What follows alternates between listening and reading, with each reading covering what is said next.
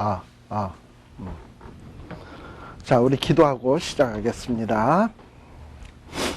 하나님 아버지, 또 우리들에게 이렇게 2012년 새해를 허락하여 주심을 감사를 드립니다. 우리 하나님께서 또 우리에게 이렇게 생명 주심에는 뜻이 있을진데, 하나님의 말씀을 통해서 그 뜻이 무엇인지 잘 분별하게 하여 주시고, 마음판에 새기게 하시며 또 그대로 살아 참으로 우리 인생 전체가 하나님이 기뻐 받으시기에 흡족한 거룩한 산제사의 삶이 되게 하여 주시옵소서. 그동안 2주간 방학을 했다가 또 이제 성경 공부 다시 시작합니다. 하나님 늘 이 모임 위에 함께 하여 주시고 또 이 모임 속에 주님 역사하여 주셔서 정말 우리가 하나님의 사람으로 온전케 변화되는 놀라운 역사가 있는 귀한 시간들이 되게 하여 주시옵소서. 이 시간도 함께 해 주시옵길 원하옵고 예수님 이름으로 기도드립니다. 아멘.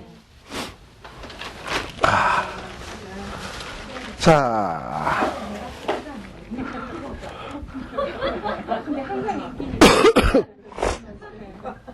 새해 복 많이 받으십시오. 새해 인사가 늦었습니다. 이 2주 동안 방학을 하다 보니까 이거 왜 이렇게 세월이 안 가는지 굉장히 세월이 안 간 것 같아요. 거기에다가 또 저는 뭐 그동안에 막 학교에서 강의 같은 거 막 하다가 막 왔다 갔다 하다가 그동안에는 이제 모든 게 다 방학이었잖아요. 그러니까 이제 집에 있는 시간이 많다 보니까 시간이 좀 잘 안 간 것 같아요. 그래서 지금 이 2주 있다가 온 게 굉장히 오랜만에 온 듯한 그런 느낌이 듭니다. 아무튼 이제 또 우리 2012년도 다시 시작을 했고요. 정말 이 시간을 통해서 우리 하나님이 우리에게 많은 은혜 베풀어 주시기를 정말 바랍니다. 예. 우리가 지난 시간에는 우리가 예레미야 22장까지 했어요. 그래서 제가 인터넷에도 예레미야 22장까지 강의한 내용들을 올렸습니다. 사실 22장보다 조금 더하기는 했는데 그랬는데 제가 집에 가서 그 인터넷 그 동영상 올리려고 보니까 뒤에가 소리가 끊겼더라고요. 그래가지고 제가 거기를 컷하고 22장까지를 딱 컷하고 23장부터 오늘 할 예정입니다. 그래서 예레미야 23장부터 할 예정인데 조금 이전에 이렇게 매듭이 좀 끊긴 듯한 느낌이 드니까요. 우리들이 좀 하나 조금 살펴봐야 될 부분이 뭐냐 하면은, 자, 여러분들 이사야 21장서부터 보게 되면 말이죠. 22장서부터 보게 되면 말이죠. 예, 예레미야. 그랬어요? 예레미야 21장 11절부터 보겠습니다. 21장 11절서부터 보게 되면 이제 하나님이 이 유다의 역사의 말기에 이제 이 유다 나라가 어떻게 망할 것인지에 대한 얘기를 시작을 합니다. 근데 그런 계시의 내용을 예레미야에게 주신 거예요. 11절에. 자, 근데 요 11절 이하에 보게 되면 왜 유다 나라, 특별히 여기 다윗의 집이라고 되어 있는데 이 다윗의 집이 바로 이 유다 나라를 지칭하는 말이거든요. 이 다윗의 집이 왜 이렇게 망할 수밖에 없느냐 하면은 이 다윗의 집에 있는 왕들 또는 다스리는 자들, 지도급 인사들이 정말 하나님 앞에 바로 서지 못했기 때문에 하나님이 심판하시겠다라는 거예요. 특별히 12절에 보면 왕이나 이스라엘의 지도자들이 재판을 할 때 공평하게 하고 정말 압박당하는 사람들을 구해 주어야 되고 이래야 되는데 오히려 이들은 자기네들의 이익을 위해서 가난한 자들을 착취하고 공의를 굽게 하고 이런 일들을 비일비재하게 자행을 했거든요. 그래서 하나님이 뭐라고 말씀을 하시냐 하면 이런 다윗의 집에 대해서 하나님이 지켜주시고 함께 하시는 것이 아니라 13절 끝에 보게 되면 하나님은 너희의 대적이 될 것이다 라고 얘기를 했어요. 참 우리들이 살다 보면 꼴 보기 싫고 우리를 힘들게 하는 사람들이 있잖아요. 정말 왼수 같은 사람. 아유, 저 왼수 같은 놈. 우리도 보통 그러잖아. 근데 그런 사람이 있을 때마다 우리가 얼마나 삶이 피곤합니까? 근데 그 원수 같은 분이 뭐 정말 힘도 없고 뭐 능력도 없고 뭐 이렇게 전혀 이런 사람이라면 그런 사람이 아무리 대적해도 그냥 귀찮기만 한 정도지 별로 이렇게 위협이 안 돼요. 그런데 우리의 대적이 될 만한 사람이 이 사람이 권세도 있고 힘도 빵빵하고 모든 면에서 나를 능가한다 그러면 이거 참 피곤한 일이거든요. 근데 하나님이 대적이 된다. 이거는 거의 죽음이죠. 그죠? 그래서 유다의 하나님이 대적이 될 것이다 라는 얘기를 하신 거예요. 그래서 이스라엘을 행위대로 벌하겠다. 그리고 이 유다 나라에다 온통 불을 놓아 불사르겠다. 하나님의 말씀이다 라고 얘기를 했어요. 보통 이스라엘 사람들의 이 글을 쓸 때에 이 글을 쓰는 수사법을 보면요, 일단 아주 큰 제목으로 하나를 빵 터뜨려요. 크게 아주 대략적으로 한마디를 땅 해요. 그리고 이 일이 어떻게 이루어졌냐, 그 다음서부터는 좀 디테일하게 얘기하는 경향이 있습니다. 예를 들면 창세기 같은 경우에 태초에 하나님이 천지를 창조하시니라. 사실 그 안에는 모든 것이 다 포함된 거예요. 1장 1절 안에. 근데 하나님이 천지를 어떻게 창조했냐 라는 설명이 2절서부터 디테일하게 설명이 되고 있는 거예요. 처음에는 뭐 땅이 어땠었는데 하나님이 뭐 빛이 있으라 하시니 뭐 둘째 날에 뭐 있으라 하시니 이러면서 이렇게 해서 창조된 거다. 이러고서 디테일하게 설명을 해나가는 거예요. 처음엔 대략적인 얘기를 하고, 이런 면에서 21장 11절에서 14절까지는 유다 나라가 공의롭지 못하고 그리고 악행을 행하고 또 가난한 자들을 핍박했기 때문에 하나님이 대적이 되시고 이들을 심판하겠다라는 대략적인 얘기를 한 거예요. 그런데 하나님이 이제 좀 더 구체적으로, 그러면 이 다윗의 집이 어떻게 그런 구체적으로 범죄를 했었나 하는 거를 좀 구체적으로 설명하는 게 22장서부터 등장을 하는 겁니다. 22장서부터. 아까 다윗의 집을 왜 하나님이 심판하시냐 하면은 2절에 보면 특별히 누구를 지칭을 하느냐 하면 유다의 왕, 또 유다의 그 왕들의 신하, 권세 잡은 자들이죠. 이런 자들에게 왜 하나님이 심판할 할 수밖에 없는지 좀 더 아까보다는 21장 끝부분에 나온 부분보다 더 구체적으로 설명하고 있는 거예요. 그 구체적인 내용이 뭐냐 하면 3절에 보면 이렇게 왕들이나 지도급 인사들이 공평과 정의를 행하지 않았다. 그리고 압박하는 자의 손에서 건져주지 않았다. 이방인과 고아와 과부를 압제했다. 학대했다. 그리고 무죄한 자의 피를 흘리지 말아야 되는데 흘렸다. 그래서 하나님이 심판할 거예요.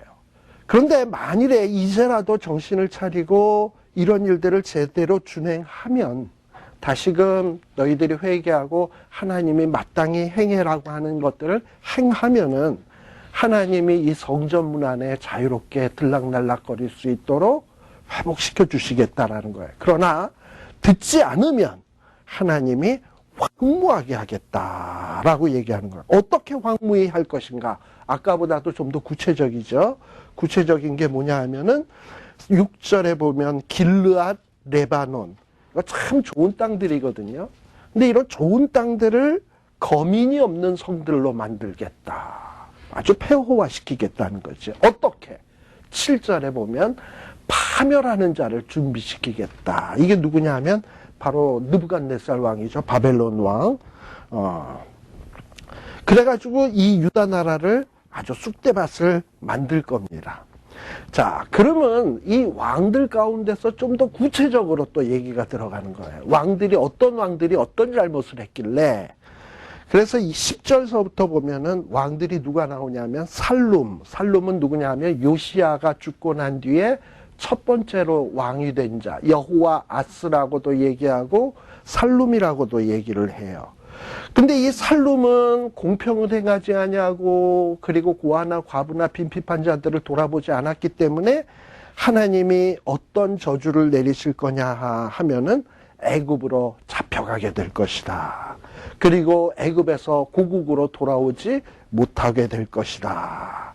그리고 12절에 보면 그 애굽으로 잡혀간 곳에서 죽게 될 것이다. 이 땅 다시 보지 못한다. 라고 얘기를 한 거예요.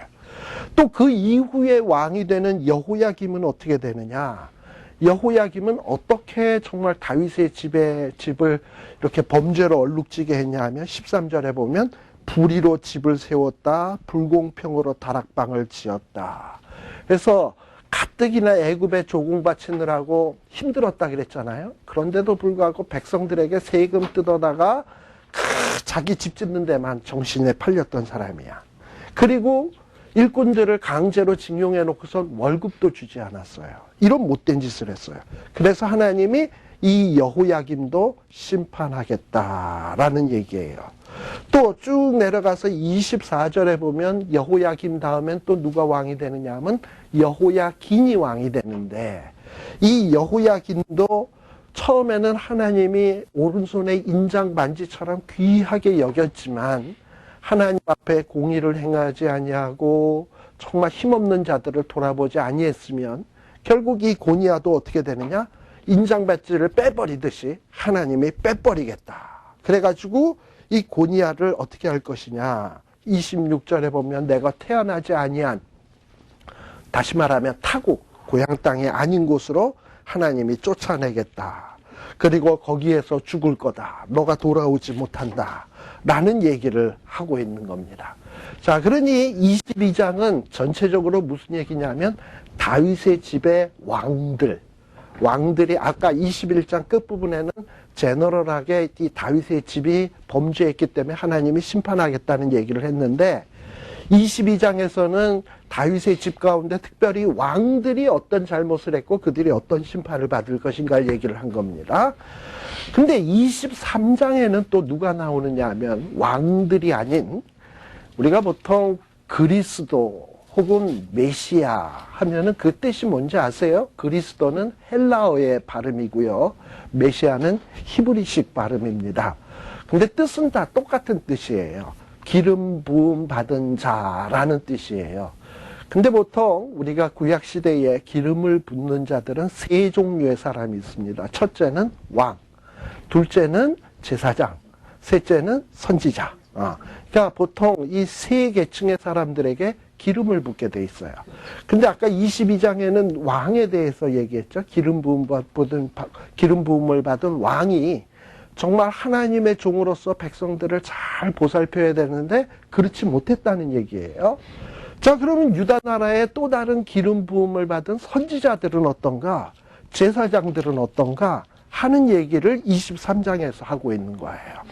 자, 그래서 23장에 보면 양무리를 멸하며 흩는 목자라고 얘기를 했죠.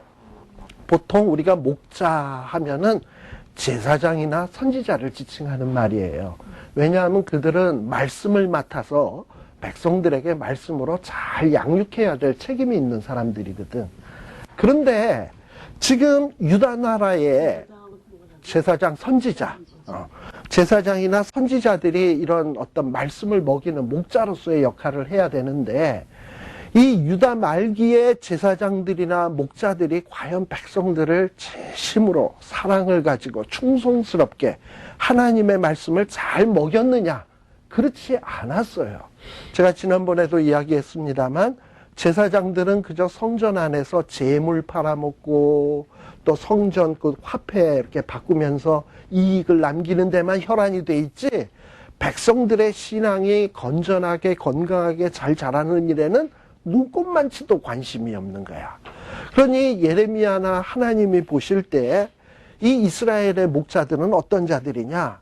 양무리들을 양육하는 자들이 아니라 멸하는 자들이다. 양무리를 잘 모으고 그리고 그들을 잘 보호하는 자가 아니라 다 흩어버리는 이런 존재다 라고 얘기를 하고 있는 거예요. 특별히 23장 2절에 보면 내 백성을 기르는 목자에게 말하노라. 바로 이 자들이 누구냐면 유다 말기의 제사장, 선지자들이라는 얘기예요. 근데 이들이 뭐하냐? 양무리를 흩었다. 그리고 몰아내고 돌아보지 아니하였도다. 보라, 내가 너희의 악행을 인하여 너희에게 보응하리라 라고 했어요. 아마도 이 당시 이 유다의 제사장이나 선지자들에게 물어보세요. 너희들 왜 양무리를 흩냐? 그리고 왜 양무리를 돌아보지 아니하냐? 그러면 딴엔 이렇게 얘기할걸요. 내가 언제 양무리를 흩었냐? 내가 안 돌아본 게 뭐 있냐? 내가 맨날 주일날마다 예배 집전했고, 그리고 성도들 많이 나오라고 하는데 늘 권면을 했는데, 흩어진 건 지들이 흩어진 거지, 그건 뭐 내가 나오지 말라 그랬냐? 뭐 이렇게 얘기할 거예요. 그죠? 오늘날의 목사님들은 어떨까요? 마찬가지 아니겠습니까? 근데 문제는 교회의 목사님들이나 지도자들이 바로 서지 못하면 성도들이 교회에 와서 실망을 하고, 에이, 교회 다닐마다 안 난다. 이러고서는 그냥 떠나잖아요. 젊은 사람들도 떠나고, 신앙이 있었던 사람들도 떠나고, 물론 본인이 가라 얘기는 안 했지만, 제대로 하지 못하면 결국은 성도를 흩는 결과를 가져올 수밖에 없는 거예요. 자, 바로 이렇게 이 예레미야 시대에 선지자들이나 목자들이 그러한 거예요. 그래서 양무리를 흩었다. 근데 이런 비슷한 얘기를 누구도 하고 있냐면 에스겔서 34장에 보시게 되면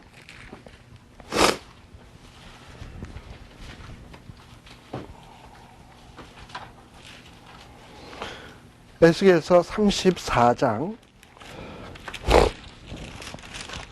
바로 이렇게 거짓된 목자들, 그리고 자기의 유익만 추구하는 목자들에 대해서 아주 신랄한 비판을 에스겔이 하고 있습니다. 34장 2절부터 한번 볼게요. 여호와의 말씀이 에스겔에게 임하였어요. 그래서 인자야, 보통 인자는 에스겔의 별명이기도 합니다. 너는 이스라엘 목자들을 쳐서 예언을 해라. 곧 그들 그 목자들에게 예언하여 이르기를 주 여호와의 말씀에 누구만 먹이는? 자기만 먹이는. 그렇다고 뭐 이들이 맨날 아침마다 큐티하면서 말씀으로 먹은 거 아니에요. 이건 제가 볼 때는 육신의 양식만 먹어서 뒤룩뒤룩 살찌는 걸 얘기했을 거예요. 자기만 먹이는 이스라엘 목자들은 화 있을진저. 양의 무리를 먹이는 것이 마땅치 아니하냐. 그런데 이들은 어떠하냐면 34장 3절에 보면 이 양들, 성도들이 자기의 양육의 대상이 아니라, 자기가 돌볼 대상이 아니라 자기의 먹잇감이야. 그래가지고 양들을 잡아먹고 뭐 그 털들을 입되 양의 무리는 먹이지 아니했다라고 돼 있어요. 뭐 이분들이 뭐 식인종이었겠습니까? 그건 아니지만 아마도 헌금 내라 이러고 헌금은 올바른 데는 쓰지 아니하고 자기 유익된 데만 사용하고 자기 이익 챙기는 데만 하고, 성도들은 헌금 내는 기계 정도로만 취급을 하고 자기의 돈벌이 수단으로만 취급한 거겠죠. 바로 이런 걸 얘기를 하는 거예요. 예. 그리고 뭐냐면 진정으로 4절에 보면 영적으로 연약한 자들을 정말 그 영혼을 불쌍히 여기면서 돌보아 줘야 되는데 그런 거엔 관심이 없어. 또 마음이 상한 자를 싸매어 주지 않아. 또 쫓긴 자를 돌아오게도 하지 않아. 잃어버린 자를 찾지도 않아. 보통 여기 병든 자, 상한 자, 쫓긴 자, 잃어버린 자의 특징이 뭔지 알아요? 약한 자들이에요. 약하니까 병들었고, 약하니까 상했고, 약하니까 쫓겨났고, 약하니까 잃어버려짐을 당하는 거예요. 이런 자들은 돌봄이 필요한 거예요. 그런데 이 종교가 부패하기 시작하면 종교 지도자들은 어떤 이런 약자에게 관심 있는 게 아니라 돈 있고 힘 있고 능력 있는 자에게 관심이 있어. 그래서 그들과 결탁해서 자기의 유익을 구하는 데만 관심이 있어요. 이게 썩은 거예요. 바로 이스라엘의 지금 유다 말기의 종교자들이 이러한 거예요. 그러니까 참된 목자가 없는 거야. 5절에 보면 목자가 참된 정말 그 연약한 자들을 사랑하는 목자가 없으므로 그 양떼들이 흩어져서 모든 들짐승의 밥이 되고 있는데 I don't care. 아무도 그 연약한 자들을 찾는 자가 없었다라고 얘기를 해요. 종종 제가 신학교에서 오래 일을 하다 보니까 우리 신학생들이 보통 그런 질문, 이런 궁금증을 많이 가져요. 목사가 되고 목회에 가장 필요한 일이 뭘까요? 하고 저한테 물어봐요. 글쎄 뭘까요? 예. 근데 저는 그 신학생들이나 앞으로 교회를 목회를 시작하는 사람들에게 한 가지 딱 얘기하는 게 있다면 제일 중요한 게 뭐냐 하면 영혼을 사랑하는 마음이다. 그러니까 뭐 돈 있는 자가 아니라 영혼을 사랑하는 마음. 연약한 사람의 영혼, 강한 사람의 영혼 다 똑같은 거예요. 근데 그 영혼을 사랑하는 마음이 있어야 된다. 그래서 그 영혼을 정말 사랑하고 아끼는 마음이 이것이 아마 목회자의 가장 중요한 덕목인 것 같다. 제가 그 얘기를 했거든요. 그 얘기를 늘 해요. 제가 볼 때도 그런 것 같아요. 그래서 목회라는 게 결국은 뭐냐? 내 마음에 맞는 사람들을 모아가지고 내 어떤 뭐 그룹을 형성하는 게 아니라 연약하고 힘들고 정말 이런 자들의 그 영혼들을 정말 내 혼신의 힘을 다해서 주님이 그들을 사랑하듯 내가 사랑하는 것. 이게 목회 아니겠습니까? 그게 바로 목자의 할 일이죠. 그래서 정말 우리가 이 시대에 진정한 목회자가 가져야 될 것은 뭐냐면 교회 안에 있는 아무리 약한 자, 보잘것없는 자의 영혼이라 할지라도 극진히 사랑하는 99마리 양이 있는데 한 마리 잃어버렸을 때 목자가 그걸 찾으러 그냥 산골짜기로 골짜기로 막 찾아 헤매이던 것처럼 그런 마음을 소유한 자가 진정한 목자 아니겠는가라고 생각이 되어집니다. 그래서 바로 이런 목자들이 없었던 거예요. 유다 말기에. 그러니 이건 뭐 망할 수밖에 없는 거죠. 그죠? 자, 23장으로 다시 돌아옵니다. 예레미야 23장으로 보게 되면 그래서 하나님이 이렇게 양무리를 흩고 돌아보지 아니하는 자들을 하나님이 보응하시겠다. 자, 그래서 하나님이 이 거짓된 선지자, 제사장들에 대해서 정말 하나님이 보응하시겠대요. 원수 갚겠다는 거예요. 반면에 흩어졌던 양들에 대해서는 하나님은 어떻게 하실 것이냐. 3절에 보면 흩어졌던 자들, 이렇게 모든 지방으로 흩어졌던 자들을 다시금 모아내서 하나님이 돌아오게 하겠다. 그리고 그들을 생육하고 번성하게 할 것인데 하나님은 이 일을 어떻게 하실 것이냐 하면 하나님이 그들을 기르는 목자를 세우시겠대요. 바로 이 목자가 누구냐? 바로 우리 예수님이 아니겠는가. 그래서 이 유다 말기의 종교 지도자, 제사장, 선지자들은 타락해서 양떼들이 흩어졌지만 하나님은 후일에 참 목자 예수 그리스도를 보내시어서 흩어진 자들을 다 불러 모아서 그들에게 말씀으로 먹이시고 그들의 영혼을 양육하시겠다라고 얘기를 하고 있는 거예요. 5절에도 보게 되면 바로 그런데 그거는 때가 있어. 우리 예수님 탄생 때도 보면 때가 참해 이러고 나오잖아요. 그래서 이 때가 되었을 때 하나님은 어떻게 하시냐 하면 다윗에게 한 의로운 가지를 일으킬 것이다. 바로 이게 마태복음 1장 1절에 보면 아브라함과 다윗의 자손 예수 그리스도의 세계라 하면서 다윗의 자손에서 오신 예수 그리스도이심을 분명히 하고 있잖아요. 그래서 다윗에게 한 의로운 가지를 일으키게 될 것이고 그가 평화의 왕이 될 것이고 지혜롭게 행사할 것이며 공평, 유다의 말기 시대의 사람들은 이 공평과 정의와는 관계가 없는 사람이었잖아.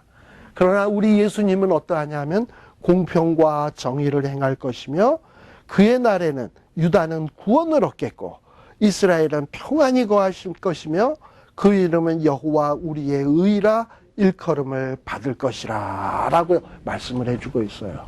그래서 우리의 구원은 정말 예수님께 있는 것이지 세상에 어떤 위대한 정치가에게 우리의 미래가 달린 일이 아닙니다.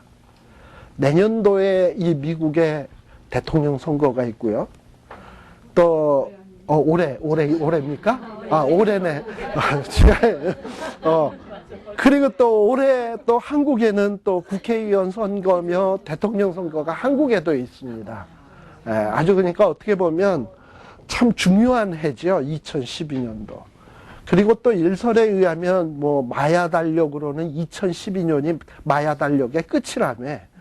그러면서 2012년 무슨 뭐 종말을 예언하는 사람들도 참 많이 있습니다. 참 어떻게 이렇게 저렇게 생각을 해봐도 어쨌든 2012년은 굉장히 의미가 있는 해고 중요한 해인 것 같아요. 그런데 뭐 경제적으로나 역사적으로 볼 때 그렇게 쉽지만은 않은 해인 것 같습니다. 알다시피 북한은 김정일이가 죽고 정은이가 그 애송이 정은이가 또 지도자가 돼서 또 뭐 나라를 뭐 쥐락펴락하고 있는데 어떤 불장난을 할지 또 우리들 알 수도 없는 일이고 또 우리나라 새로 뽑혀진 대통령은 나이가 몇인지 모르지만 그 애송이하고 뭐 정상회담을 해야 되느니 말아야 되느니 또 뭐 아마 그런 일들이 있을 것이고 참 아무튼 중요한 어떤 이 순간순간마다 결정을 잘해야 정말 우리의 미래가 보장되는 이런 해가 바로 2012년인 것 같아요.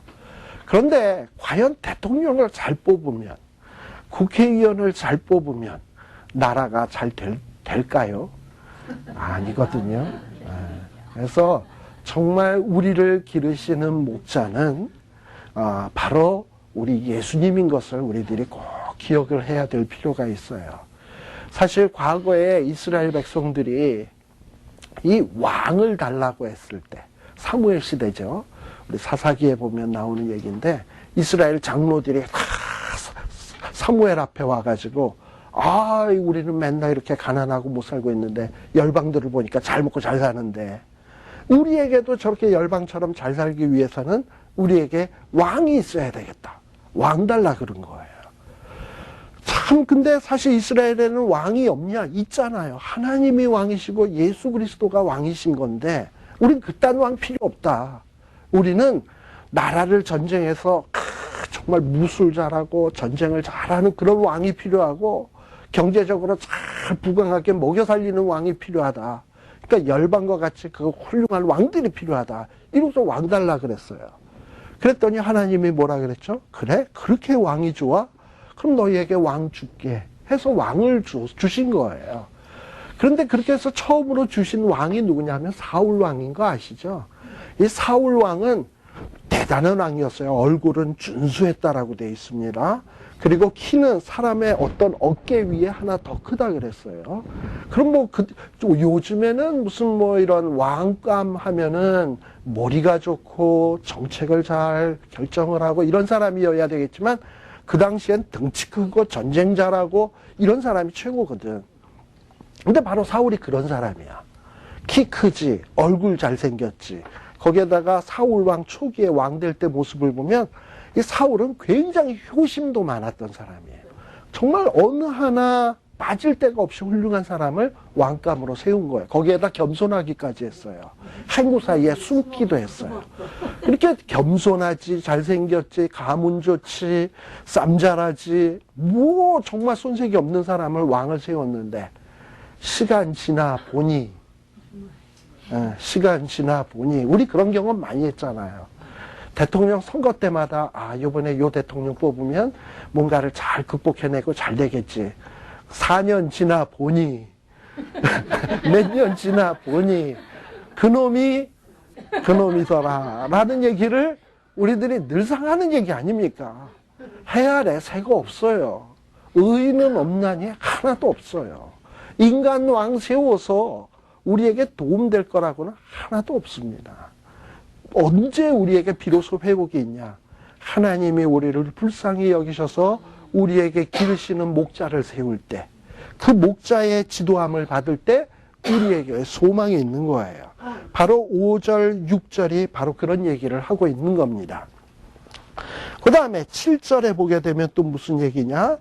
자, 이렇게 회복이 되게 되면 어떤 일들이 생겨지느냐? 이미 우리가 예레미야 16장 14절에서 나왔던 표현입니다. 이제 이렇게 회복이 되게 되면, 이렇게 하나님의 새로운 회복이 있게 되면, 이전에는 이스라엘 백성들이 맹세를 할 때, 애굽 땅에서 인도해내신 하나님의 이름으로 뭘 맹세를 했거든. 왜냐하면 이스라엘 백성들에게 여태까지의 가장 큰 구원의 사건은 뭐였냐면, 애굽 땅에서 홍해 갈라져서 구원된 거가 이게 제일 큰 사건이었거든요. 근데 이제 하나님이 새로운 회복을 시키시게 되면 그의 기르시는 목자를 통해서 우리를 회복시키게 되면 그 구원은 옛날에 출애굽 사건의 구원하고는 비교가 안 되는 구원인 거예요. 그래서 이제 8절에 보면 이제 이스라엘 백성들이 후일에 이런 회복이 이루어지게 되면 이전에는 출애굽을 시켜주신 하나님의 이름으로 맹세를 했는지 모르지만은 이제는 다시금 뭐 바벨론에서 회복시켜주시는 그 하나님, 우리를 다시금 새롭게 회복시켜주시는 그 하나님의 이름으로 맹세하게 될 거다. 이 얘기는 결국 뭡니까? 이제 하나님이 다시 회복시켜주시는 구원은 출애굽의 구원과는 비교가 안 된다. 훨씬 더 위대한 구원으로 우리를 구원해 줄 것이다 라는 거예요. 사실 근데 이 출애굽의 구원은 대단한 구원 아니었습니까? 여러분들 뭐 쉽게 영화 보셔서 알겠습니다만 애굽 땅에 있을 때 그 10가지 재앙만 생각해도 어마어마하잖아요. 거기에다가 홍해가 쫙 갈라지고요. 뭐 만나와 메추리, 구름기둥, 불기둥 얼마나 기가 막힌 광경들입니까? 그러나 하나님께서 다시 회복시켜 주시는 그 회복의 구원은 그거랑 비교가 안 되는 구원이다 라는 얘기예요. 근데 이거를 우리가 아직 경험을 안 해서 잘 모르는 것 같아. 그래서 그냥 곰곰이 한번 생각을 한번 해봤어요. 저도. 근데 여러분들 혹시 제 홈페이지에 그 창조과학회 그거 좀 보신 분 계십니까? 재밌죠? 근데 거기에 보다 보면 아마 그런 느낌도 제가 지금 얘기하고자 하는 그 느낌과 비슷한 느낌이 들었을 거예요. 이 창조 세계가 기가 막히고 오묘하거든요. 정말 우리가 모르는 게 너무 많거든. 근데 모름에도 불구하고 아름다운 것도 얼마나 많은지 몰라. 예를 들면 꽃 안에 있는 그 세포 하나도 현미경 들여다보면 기가 막힌 모양으로 다 돼 있고 눈송이 하나에도 다 그런 것들이 새겨져 있는 거예요. 그러니까 진짜 하나님은 디자인의 천재야. 그렇잖아. 디자인, 예술, 정말 이런 아트 이런 거에 천재라고요. 저는 간혹 어떨 때는 어렸을 때 철없을 땐 그런 생각을 했어요. 천국에 가면 뭐 재밌을까? 맨날 찬송만 하고. 근데 찬송도 뭐 처음에 몇 분은 좀 신나게 할 수 있겠지만 맨날 찬송하라 그러면 참 지겨울 것 같아. 그리고 뭐 맨날 일도 안 하고 뭐 먹고 놀고 맨날 편한 것만 있으면 그게 무슨 재미가 있을까? 뭐 이런 생각을 좀 했던 적이 있었어요. 철없을 때는. 그런데요, 사실 우리 자연세계의 그 아름다운 거 볼 때마다 하고 놀라잖아요. 근데 요게 7일 동안, 하나님이 7일 동안 창조한 세계를 보고서도 우리가 놀래거든요. 근데 우리 예수님이 승천하시면서 뭐라고 말씀을 하시냐 하면, 내가 너희를 위하여 뭘 예비하러 간다? 처소를 예비하러 간다. 근데 우리 예수님이 지금 몇 년 동안 처소를 준비하고 계십니까? 천지창조는 며칠 동안 되었습니까? 7일. 그럼 지금 처소를 예비하는 게 지금 2000년 동안 되면 2000년 나누기 7 하면 몇 분의 몇입니까?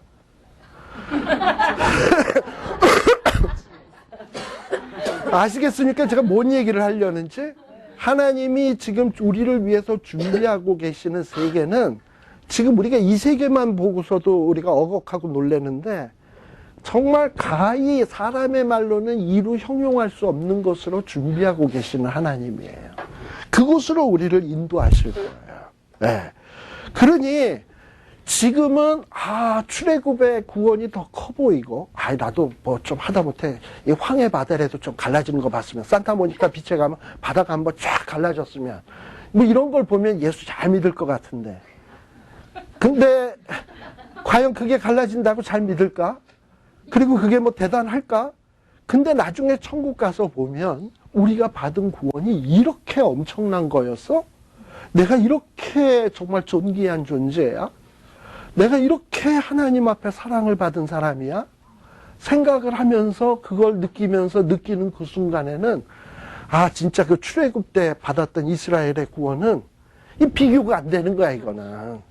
비교가 안 되는 거예요. 사실 진정한 하나님의 이 구원의 기쁨을 맛보는 사람은 그걸 알아야 돼요.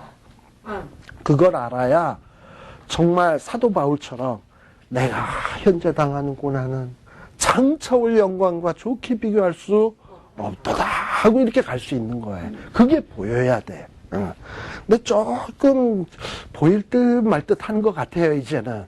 진짜 하나님이 우리에게 베풀어 주실 구원은 정말 우리가 사람의 말로 가히 이룰 수 없는 구원을 해 주실 거예요.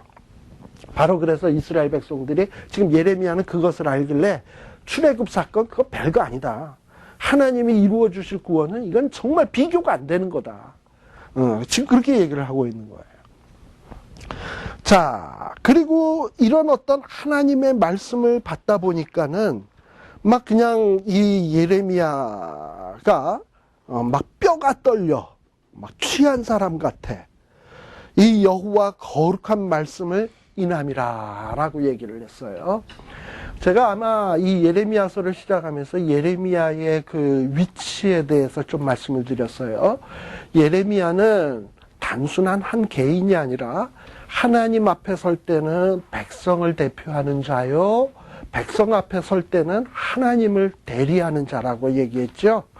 지금 여기에서 아마도 예레미야가 취한 사람 같고 그리고 뼈가 떨리고 중심이 상하는 이유는 뭐냐? 예레미야가 죄가 있어서라기보다는 지금 예레미야는 누구를 대표하고 있냐면 이스라엘 백성을 지금 대표하고 있는 거야. 그러니까 이스라엘 그 유다 나라의 그 죄인들을 대표해서 지금 하나님 앞에 선 거예요.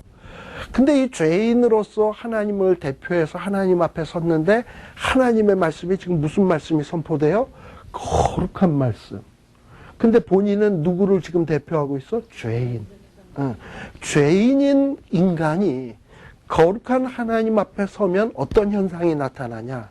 떨리고 두렵고 정신이 없어. 이사야도 그랬잖아요. 성전 안에서 스랍들이 거룩하다 거룩하다 하는 광경을 보고서 화로다 나는 망하게 되었도다 나는 입술이 부정한 자다라고 얘기를 했잖아. 이게 왜 그러냐? 이사야도 죄인이거든. 그런데 거룩한 하나님을 만나게 되니까 감당할 수가 없는 거예요. 그것처럼 지금 예레미야도 어떠하냐면 죄인을 대표해서 하나님 앞에서 거룩한 말씀을 받고 있어요. 근데 그 하나님의 말씀이 너무 거룩하다 보니까 그 말씀 앞에 섰을 때 자기는 막 마음이 상하고 막 그냥 뼈가 떨리고 취한 자 같고 막 그냥 포도주에 그냥 푹 빠졌던 사람 같다 이 말이에요. 지금 그 얘기를 하는 거예요. 그런데다가 지금 이 유다의 백성들은 지금 죄인이잖아. 왕도 정말 한심하고 왕들도 한심하고 제사장들도 선지자들도 다 한심하잖아. 자, 그러다 보니까 지금 유다 나라는 망할 수밖에 없는데 벌써 누가 먼저 눈치채고 있냐? 땅들이 먼저 알아. 땅들이 알고 초장들이 벌써 알고 있어. 그래가지고 땅들이 슬퍼하고 초장들이 마르기 시작을 해. 이렇게 하나님의 대리인들, 하나님의 형상으로 지음받은 사람들이 제대로 서지 못하면 자연 피조물들이 피곤하게 돼 있어요. 초장, 풀밭. 11절에 보면 뭐라고 돼 있습니까? 지금 이렇게 유다 나라가 하나님 앞에 심판을 받게 되는 이유는 아까 22장에서는 왕들이 그랬고 지금은 누구라? 선지자, 제사장들. 참 이스라엘 백성들을 대표해서 솔선수범해야 될 자들. 이런 자들이 다 사택을 했다. 그것도 어디서? 하나님의 집에서, 성전에서. 그 성전 안에 이 악한 성전 안에서 막 악이 발견된다 이 말이에요. 그래서 하나님은 바로 이 선지자 제사장들의 길을 아주 미끄러운 곳같이 되게 하겠대. 그리고 밀어버리겠대. 엎드려지게 하겠대. 재앙을 내리겠대요. 자, 그리고 이제 좀 더 구체적으로. 그러니까 지금 예레미야서는 앞에는 개괄적으로 얘기하고 구체적으로 가요. 그럼 선지자들이 어떻게 그럼 이렇게 악을 행했나? 13절에 보면 첫 번째는 이스라엘 백성들이 그동안에 북이스라엘, 남유다로 나누어져 있었죠. 북이스라엘은 어떠했는가? 북이스라엘에 있었던 선지자들. 13절에 보면 그 선지자들을 사마리아의 선지자들이라고 얘기합니다. 그러니까 사마리아의 선지자들은 북이스라엘의 이스라엘 백성들의 그 신앙생활을 책임져야 될 선지자들이에요. 근데 이들이 아주 우매한 거야. 이 선지자들이라는 게 어떤 짓거리를 했냐 하면, 뭐 여로보암 때는 금송아지 만들어서 여로보암 왕이 숭배하라 그래서 그 일에 동원들이 되었고, 또 조금 세월이 지나서 북이스라엘 때 아합 왕 때는, 아합 왕 밑에는 우리 바알 선지자 400, 아세라 선지자 350 뭐 그랬잖아요. 그런 식으로 여기에 보면 13절에 보면 바알을 의탁하고 예언을 해서 이스라엘 백성들을 그릇되게 행하게 만들었다. 그러니까 잘못된 길로 인도한 거예요. 근데 바알 하면은 여러분들이 뭘 생각을 해야 되냐면, 바알은 단순한 이렇게 뭐 모양으로 조각해 놓은 우상이라고 생각하지 마세요.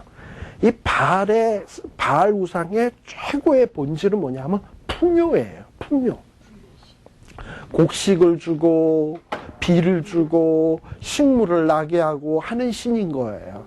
그러니까 이스라엘 백성들이 바알을 쫓는 이유는 풍요에 관심이 있어서 그런 거야. 자, 그렇다면 우리는 지금 시대에 사는 사람들은 흔히들 이런 생각을 할 거예요. 아, 나는 바알 우상 같은 거 안 섬겨. 그렇죠. 우리가 무슨 뭐 집에 신상 같은 거 만들어 놓고 있나요? 그러나 우리들이 불철주야 꿈꾸고 오매불망 소망하는 것이 무엇입니까? 풍요 아니에요. 풍요. 어떨 때는 하나님보다 풍요가 더 좋잖아. 그렇다면 과거 북이스라엘 사람들이 바알을 섬겼다면 오늘날의 우리들은 뭘 따라가느냐? 풍요를 따라가는 거야. 자, 그러면 오늘날의 목사님들, 자꾸 제가 목사님들을 좀 뭐 비난하고자 함은 아니지만, 우리가 짚고 넘어갈 건 짚고 넘어가야 돼요. 교회 안에서 우리가 좀 뭔가 병들고 죄로 물들어가고 있으면 교회 안에서는 가차없이 책망도 있어야 되고 징계도 있어야 되는 거예요. 그런데 그런 설교를 하다 보면 교인들이 싫어해요. 그럼 뭘 좋아하냐? 은혜의 말씀, 축복의 말씀, 떡반죽 그릇, 들어가도 복을 받고, 나와도 복을 받고, 후양의 새끼가 복을 받고, 내 자식들이 복을 받고, 이런 얘기 해줘야 좋아요. 예. 그러다 보니까 사람들이 교회 다니는 이유가 복 받기 위해서. 우리가 교회 다니는 이유는 복 받기 위해서가 아니에요.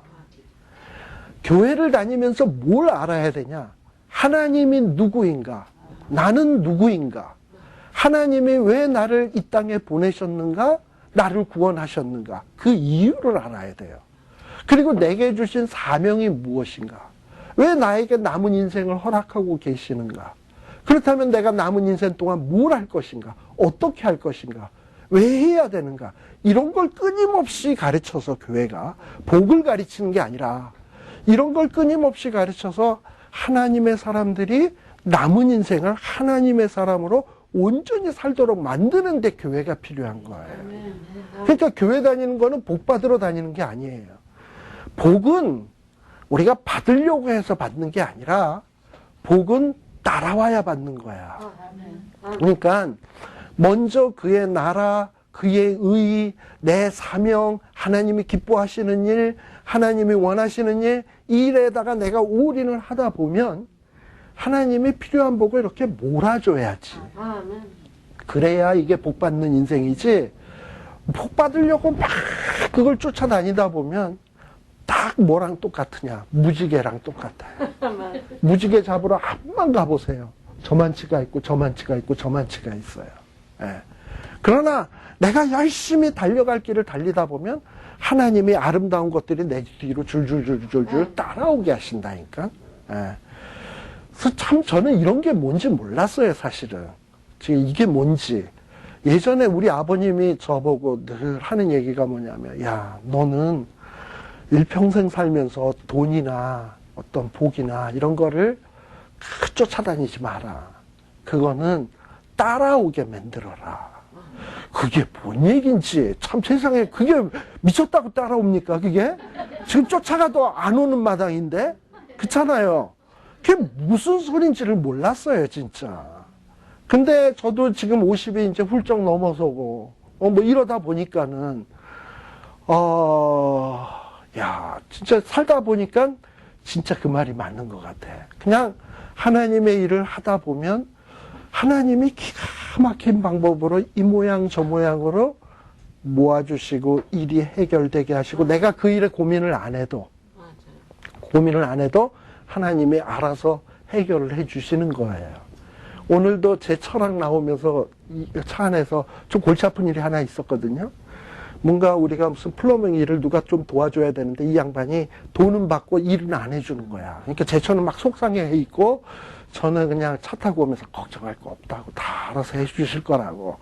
그래가지고 과연 그 일이 됐나 안 됐나 보러 갔더니 와서 그분이 일을 하고 계시더라고. 그래서 제가 겁봐 그랬잖아. 근데 그런 사소한 일 하나하나가요. 삶 속에서 체험되어져야 되는 것 같아요. 진짜.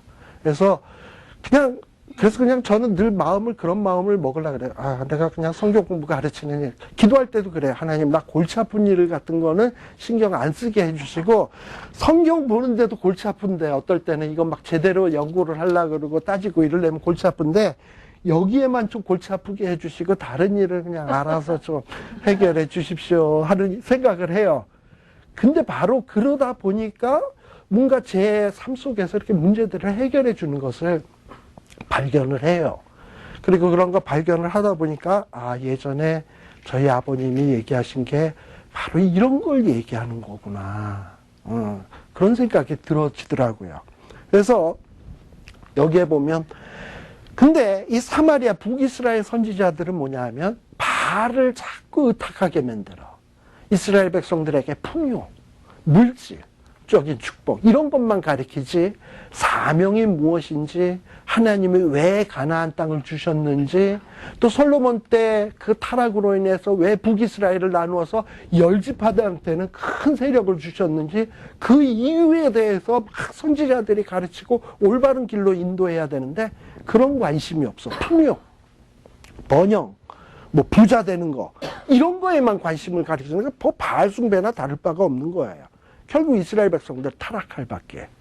남쪽 유다의 선지자들은 어떠하냐? 14절 보면 자, 내가 예루살렘의 선지자라 그랬죠. 아까 13절에는 사마리아 선지자라 그랬고 사마리아 선지자는 북이스라엘 선지자고 14절에 나오는 예루살렘 선지자는 남쪽 유다의 선지자예요. 알다시피 예레미야 시대 때는 이미 북이스라엘은 망했어요. 그죠? 그러니까 사마리아 선지자들이 잘못 가르쳐서 결국 북이스라엘이 망했어요. 그러면 남쪽에 있는 유다 예루살렘의 선지자들은 그걸 보면서 저들이 그저 풍요만 따라가다가 망했구나. 그럼 우리는 이렇게 살면 안 되지. 그리고 백성들을 잘 가르쳐야 될 거 아니에요. 그런데 예루살렘 선지자들 가운데도 뭐가 있냐? 가증한 일이 있어. 그래서 오히려 이 종교 지도자들이 선지자들이 뭘 행했다? 간음. 그 다음에 행악자의 손을 굳게 하여 사람으로 그 악에서 돌이킴이 없게 하였다. 다시 말하면 죄를 짓는데도 죄를 꾸짖질 않는 거예요. 잘못됐다라고 가르치질 않는 거예요. 그러니 죄에 대해서 지적을 안 받으니까 이 죄 짓는 사람들이 용기 내서 더 열심히 죄를 짓는 거예요. 그래서 결국은 이 유다의 백성들이 뭐처럼 되었냐? 하나님의 택함 받은 유다의 백성이 소돔 사람, 고모라 사람. 우리가 소돔과 고모라 하면 뭐가 생각납니까? 저주받아 마땅한 도성. 근데 이 유다의 백성들이 뭐처럼 되었냐? 소돔과 고모라처럼 되었다는 얘기예요. 그래서 이렇게 잘못 인도한 이 선지자들에 대해서 하나님이 어떻게 하시냐? 15절에 보면 쑥을 먹이겠다. 독한 물을 마시우겠다. 그래가지고 하나님이 심판하시겠다는 거예요. 쑥, 독한 물. 아마도 무슨 독약과 같은 거겠죠. 사약쯤 되겠지. 그렇게 해서 이 선지자들을 징계하시겠다는 거예요. 그리고 이 선지자들이 어떠하냐? 16절에 보게 되면 이스라엘 백성들에게 이렇게 얘기를 해요. 너희들에게 예언하는 이런 거짓된 선지자들의 말을 듣지 말래. 그들이 뭘 가르치냐면 헛된 것을 가르친대. 그리고 막 예언함답시고 묵시의 말씀도 전하는데 그 묵시의 말씀들이 어떤 거냐? 지 마음에서 나온 것이지 하나님의 입에서 나온 것이 아니래. 그리고 17절에 보면은 그들은 뭐라고 얘기하냐면 너희가 평안하니라 평안하리라 평안을 외친대. 평안을 외치고 그리고 재앙이 너희에게 임하지 않는다라고 가르친대. 그러니까 좋은 말씀만 가르치는 거지. 듣기 좋은 말. 바로 이게 어떤 이 거짓 선지자들에 대해서 지금 예레미야가 묘사하고 있는 겁니다. 여기 이 LA에도 간혹 좀 이런 비슷한 분들이 계십니다. 모두가 다 그렇다는 얘기는 아니에요. 간혹 보면 예언 기도 해주시는 분들 계시죠? 글쎄요. 예언 기도 좋지요. 예? 좋지만 어떨 때는 그 예언 기도가 진짜 예언인지 예언 기도하는 사람이 자기 마음에서 나온 것을 하나님의 말씀인 양 얘기하는 것인지 저는 그 부분에 대해서 조금 의심을 한번 해봐야 된다고 생각을 해요. 예. 그런 일이 많아요. 그래서 툭 하면 예언 기도 받으러 간다. 딱 뭐랑 똑같은 거냐면 중요한 결정을 앞두고 예언 기도 받으러 간대. 그거나 옛날에 우리 한국에서 중요한 일을 앞두고 무당한테 가서 이거 어떻게 되겠습니까? 이러고서는 뭐 이거랑 결혼을 시켜야 되겠습니까? 말아야 되겠습니까? 이 학교를 보내야 되겠습니까? 저 학교를 보내야 되겠습니까? 이러는 거나 똑같아요. 그죠? 그러니까 그러면 안 돼. 근데 그러다 보니까 그게 수요가 있으니까 무당도 있는 거야. 그러니까는 이 거짓 예언하는 자들이 왜 있는 거냐? 다 예수를 믿어도 옛날에 무당 굿하듯 믿었던 그 습관대로 예수 믿는 사람들이 있으니까 이상하게 무당 굿하듯 예언하는 사람들이 있는 거예요. 예. 그런데 그런 자들의 그 예언하는 말이 들을 때는 그럴듯할 수 있어요. 좋은 얘기 하니까 얘네들도 뭐 보세요. 평안하리라. 얼마나 은혜로워. 너 망한다, 너 망한다. 그럼 우리가 나오면서 뭐라 그래? 에이, 재수없어. 저 돌팔이 아니야. 이러고 나올 거 아니에요. 즉, 예레미야에 대해서 그럴 거 아니에요. 예레미야는 맨날 무슨 얘기합니까? 망한다, 망한다. 이러니까 예레미야를 보면 저거 순 돌팔이고, 저거 나쁜 선지자라고 그러고, 반면에 거짓 선지자들은 평안하리라. 이 성은 거룩한 성전이 있는 곳이니 재앙이 내리지 아니하리라. 그리고 나중에 또 나옵니다만 예레미야는 멍에를 메고 너희들이 이렇게 멍에를 메고 이제 포로로 잡혀가리라 했더니 하나냐라고 하는 선지자는 멍에를 탁 뺏어서 딱 분지르시면서 하나님이 너희의 멍에를 이렇게 분지르시리라 이러고 얘기하면 누가 참 선지자 같아? 당연히 그쪽이 참 선지자 같잖아요. 그런데 하나님은 뭐라고 얘기를 하냐 하면 하나님 입에서 나온 게 아니다라고 얘기를 하는 거예요. 그리고 18절에 보게 되면 뭐라고 얘기를 하냐면 그 거짓 선지자들 가운데 누가 하나님의 회의에 참여한 적이 있느냐? 누가 하나님의 말을 제대로 알아들었으며 누가 귀를 기울여 그 말을 들었느냐? 하지도 않아 놓고서는 그냥 하나님이 얘기했다고 엉뚱한 소리를 한다 이 말이에요. 이러면 안 되는 거예요. 그래서 오죽하면 이런 웃기는 얘기도 있겠습니까? 어느 정신병원에 어떤 사람이 탁 나서더니 나는 하나님이 보낸 모세다 이러고 얘기를 해요. 그랬더니 탁 듣다 보니까 모세보다 예수님이 센 것 같거든. 나는 하나님이 보낸 예수다 이러고 또 어떤 사람이 그런 거야. 그때 어떤 사람이 일어나더니 내가 니들을 언제 보냈냐.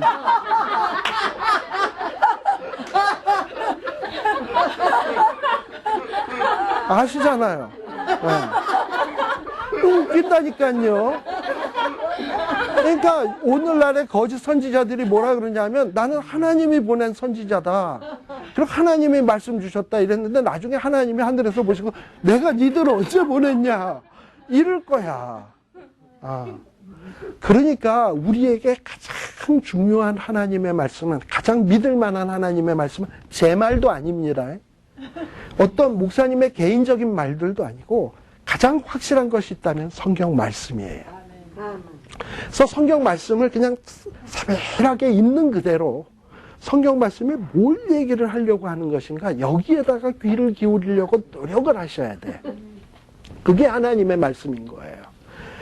그리고 그 안에 이미 충분하게 우리가 신앙생활 하는데 전혀 부족함이 없이 하나님은 말씀으로 다 주셨어요. 그러니까 자꾸 하나님의 뜻을 물으려 이상한 데 기웃기웃거리다 보면 사탄이 이렇게 낚싯대로 해서 미끼로 해서 물속에다 이렇게 다 담가놓고 있어. 언제 탁구가 깰지 몰라. 그러니까 그런데 기웃거리면 안 된다 이 말이에요. 그래서 하나님의 말씀을 잘 공부하다 보면 하나님께서 그때그때 필요한 지혜를 주게 돼 있습니다. 그런데 이렇게 거짓 선지자들이 굉장히 많이 미혹을 해요. 근데 이 거짓 선지자에 대한 얘기는 예레미야서에 굉장히 많은 군데 나와요. 우리 14장에도 보게 되면 14장 14절에도 이미 거짓 선지자에 대해서는 이미 이야기했어요. 14장 14절에 보면 여호와께서 내게 이르시되 선지자들이 내 이름으로 뭘 한다? 거짓. 근데 누구의 이름으로? 하나님의 이름을 걸고 한단 말이지. 그러니까 참 이게 분별하기가 쉽지 않아. 그리고 그들이 또 심지어는 어느 정도냐면 수준이 거짓 계시, 복술, 허탄한 것, 자기의 마음의 속임으로 너희에게 예언한다 그랬어요. 복술이나 거짓 계시 같은 거는 정말 그럴듯해야 되는 거예요. 막 희한한 기적도 보여줄지도 몰라. 어떨 땐 우리를 미혹하기 위해서. 거짓 선지자들이 이래요. 그리고 또 지금 우리가 23장 봤습니다만 27장도 한번 보세요.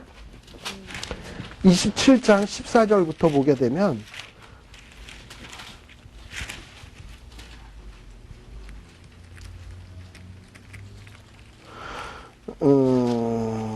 자, 거기에 보면,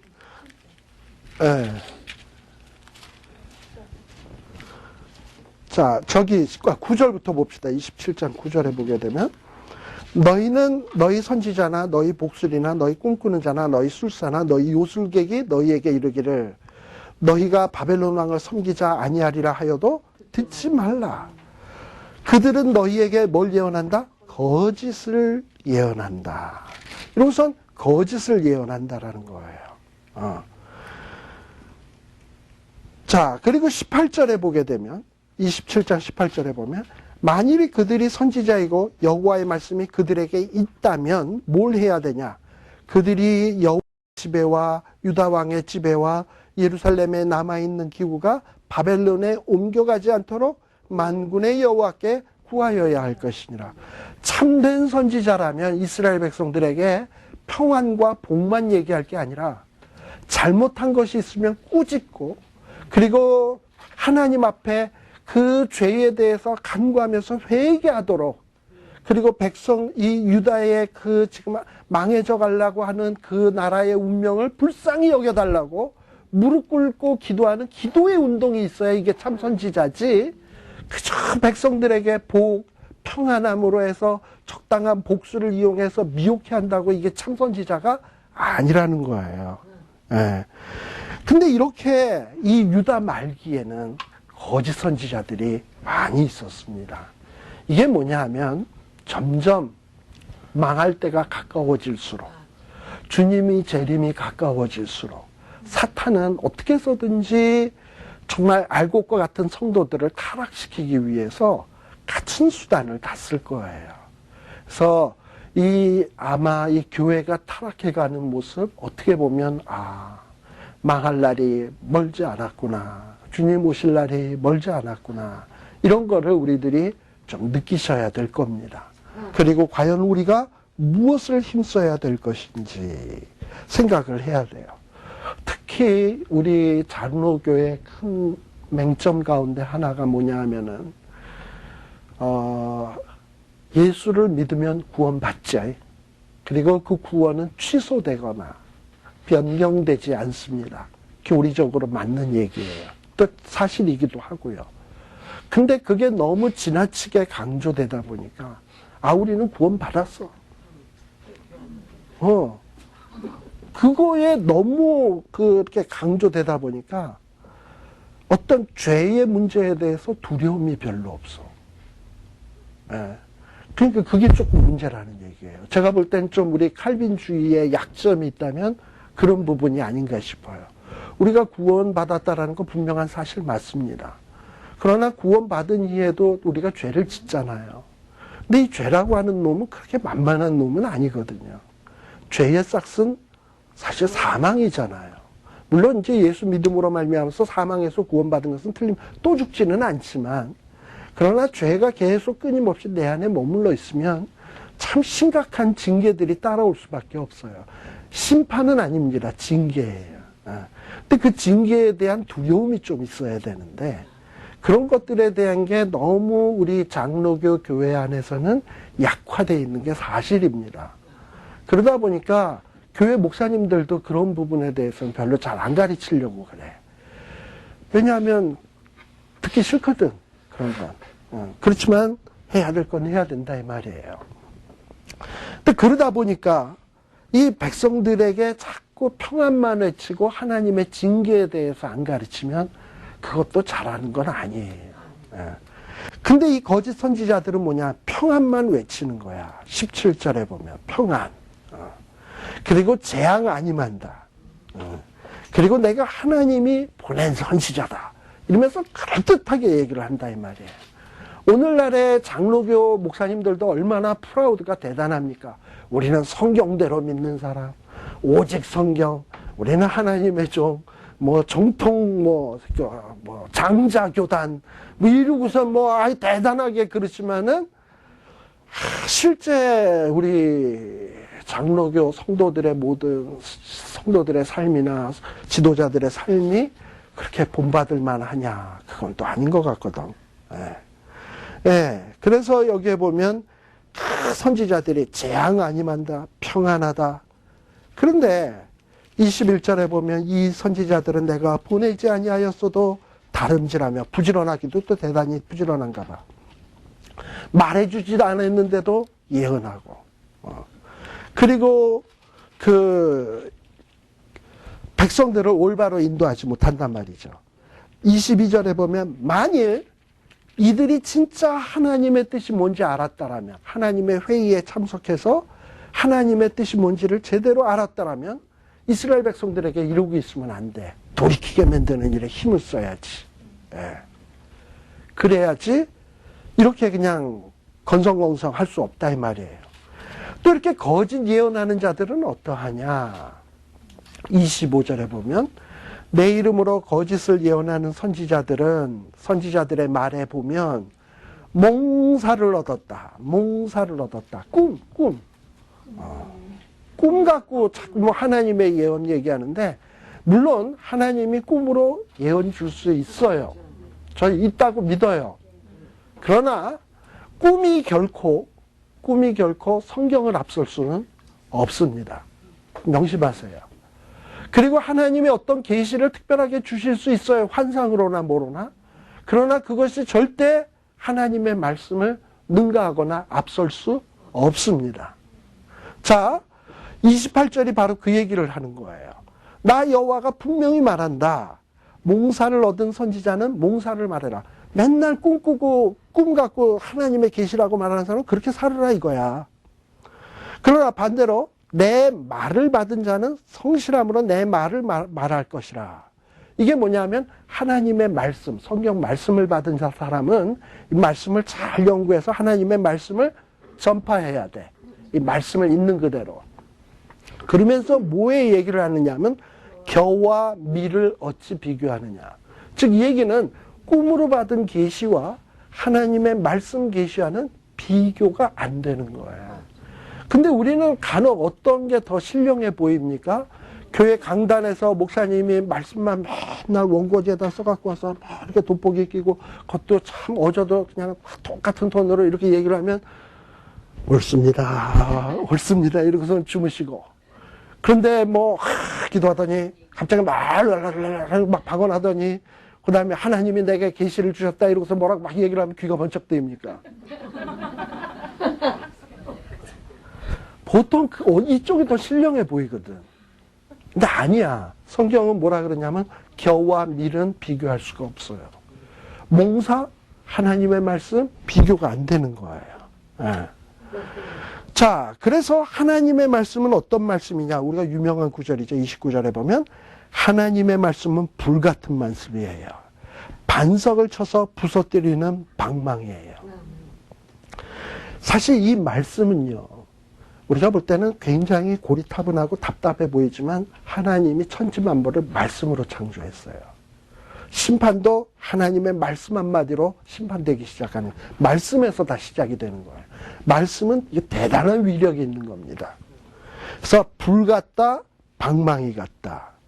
그런데 거짓 선지자들은 이런 하나님의 말씀을 무시하고 지멋대로 그냥 하나님의 말입네 하고 지 속에 있는 걸 막 털어낸단 말이지. 이런 걸 뭐라 그러냐면 30절에 보면 하나님의 말을 도적질하는 자다라고 얘기를 했어요.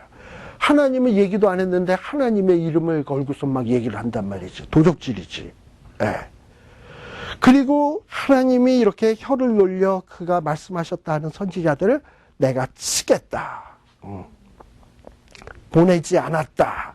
이 32절에 보면 거짓 몽사를 예언하며 이르며 거짓과 헛된 자만으로 내 백성을 미혹게 하는 자를 내가 치리라. 내가 그들을 보내지 않았다. 명하지 아니하였나니 그들은 이 백성에게 아무 유익이 없다. 그래서 여러분들이 어떤 신앙생활을 하실 때 자꾸 무슨 뭐 꿈 얘기나 이상한 얘기를 하는 사람이 있으면 일단 딱 경계를 한번 하세요. 물론 진짜 은혜 받아서 하실 수도 있는데 일단 경계를 딱 하시라고. 그리고 그저 여러분들은 어디에다 관심을 기울이냐 하면 제가 뭐 여기 열심히 나오라는 얘기가 아니고 성경이 뭘 얘기를 하려고 하나 그걸 가르치고 그거를 관심 있게 얘기하는 사람의 무리에 자꾸 속하세요. 이상한 무리에 속하지 말고 뭐 몽사를 얻는 무리, 계시받는 무리 이런 무리에 휩쓸리지 말고 하나님이 뭘 얘기하시나 우리에게 원하시는 것이 무엇인가 이걸 알고 싶어하는 사람들의 무리와 자꾸 함께 하시라고. 그래야 바른 신앙생활을 할 수 있습니다. 사탄 마귀는 우는 사자와 같이 삼킬 자를 두루 찾는다. 지금 그러고 있어요. 또 사탄 마귀는 때로는 광명한 천사로도 가장할 수 있어요. 그래서 사탄 마귀와 같이 우리를 삼키려고 두루 찾을 때 딱 먹잇감이 나타났다. 그럼 경계할 거 아니야. 그럼 갑자기 탁 페이스를 바꿔서 광명한 천사를 짠 하고 나타나는 거야. 그래서 코가 꿰다. 그럼 가면을 쫙 벗고 우는 사자가 되는 거야. 이게 사탄이에요. 그러니까 그런 어떤 여러분들이 그 사탄 전략에 자칫 잘못하면 넘어갈 수 있는, 그것도 열심히 있는 사람이 넘어가. 애초부터 성경 공부도 안 참석하고 기도 모임도 안 참석하는 사람은 사탄이 유혹도 안 해. 관심 대상이야. 쟤는 언제든지 내 밥이다 생각을 해서 관심의 대상이 아니야. 그러니까는 진짜 하나님의 말씀을 열심히 배워보려고 하는 사람, 어떻게 보면 욕 있는 사람, 자칫 잘못하면 요주인물들이에요. 그러니까 정말 말씀 위에서 바로 서는 이런 사람들 되시기를 바랍니다. 잠시 쉬었다 가겠습니다.